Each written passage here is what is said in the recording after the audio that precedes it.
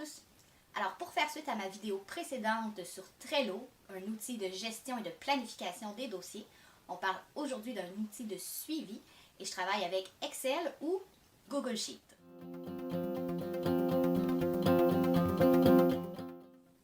Alors que ce soit pour prendre des notes tout au long de l'année, pour quand on arrive à la fin de l'année et faire notre rapport annuel, qu'on ait plus de facilité, ou encore pour bien démontrer puis suivre l'évolution d'un plan d'action, d'une planification stratégique, ou encore pour voir une évolution vraiment plus à long terme sur plusieurs années.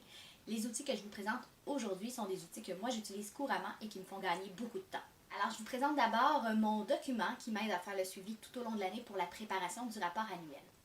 Donc pour chaque page de mon rapport annuel que j'ai habituellement, je vais créer un onglet dans mon dossier Excel ou Google Sheet.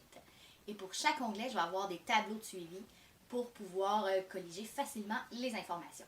Alors, par exemple, après chaque rencontre du conseil d'administration, je viens noter la durée de la rencontre en minutes pour chaque administrateur présent. Le tout s'additionne et j'ai facilement mes données nécessaires lorsque je prépare mon rapport. Alors, je note aussi les formations, colloques ou conférences auxquelles mon équipe participe dans l'année. Cela démontre que nous avons à cœur la formation continue. À chaque réunion d'équipe, je demande à chacune de me dire à quoi elles ont participé depuis la dernière rencontre et je l'ajoute à la liste. Pour ce qui est de la section statistique des membres, je vais aller chercher les données dans ma base de données de l'organisme et je vais faire ressortir ce que j'ai besoin pour créer de jolis graphiques. Par exemple, pour illustrer les bénévoles selon le territoire, je vais sélectionner les données, puis je vais dans Insertion d'un graphique. Je vais éditer cette section-là selon mes besoins. Par exemple, en changeant le type de graphique proposé, en éditant les composantes. On peut par exemple donner un certain volume 3D au graphique, indiquer les valeurs, changer les couleurs et modifier le titre. Pour l'intégrer à mon rapport, je peux soit, selon les besoins, copier-coller ou encore faire une capture d'écran si c'est plus facile selon le logiciel que j'utilise.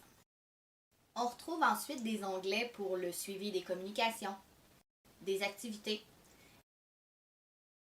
de concertation auxquelles nous participons. Par exemple, je viens noter la durée de chacune des rencontres afin que ça totalise pour chaque type de rencontre le temps que j'ai mis dans l'année et au total combien j'ai investi de temps en concertation. On peut aussi ajouter un onglet sur la liste des politiques de l'organisme et si elles ont été modifiées dans l'année. Un tableau montrant les pourcentages d'où vient le financement peut être aussi intéressant. Alors pour le volet le plus important de mon organisme qui est le jumelage, j'ai un autre document qui lui suit l'information mais d'un regard plus longitudinal, donc à travers plusieurs années. Alors on y retrouve entre autres le nombre de jumelages et le taux de réponse aux besoins, le nombre de nouveaux bénévoles, le nombre de nouvelles demandes dans l'année de service. On a aussi le nombre d'heures qui est calculé au niveau du nombre d'heures de bénévolat de chaque bénévole. Donc, toutes des informations qui peuvent être très intéressantes à colliger pour notre rapport annuel, mais aussi pour avoir un regard vraiment à long terme de l'organisme. Donc, est-ce qu'il y a des creux? Est-ce qu'il y a des moments forts? Et quelles sont les causes de ces situations-là? Ça nous permet d'analyser un peu plus en profondeur la situation. Pour ce qui est du suivi d'un plan d'action ou d'une planification stratégique, ce qui est mon cas à moi, en fait, j'ai un autre document, encore une fois, toujours en Excel ou en Google Sheet selon vos préférences, pour faire le suivi des actions. Donc, chaque onglet est un axe d'intervention dans la planification stratégique ou dans le plan d'action. Et j'ai ajouté aussi une page résumée en début de document pour avoir vraiment en un coup d'œil où en est la situation. En résumé, pour chaque onglet qui représente un enjeu identifié, il y a son objectif général, les objectifs spécifiques. On retrouve ensuite les moyens, les responsables de chaque moyen, les résultats attendus, les indicateurs de réussite, les résultats de façon quantitative, ainsi que le pourcentage de réalisation.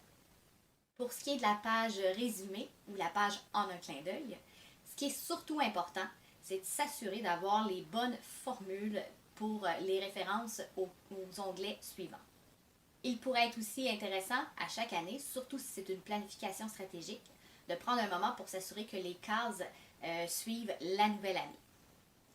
Alors, dans la boîte de description, je vous laisse 2 documents que j'utilise, soit celui pour le rapport annuel et celui pour une planification stratégique ou un plan d'action.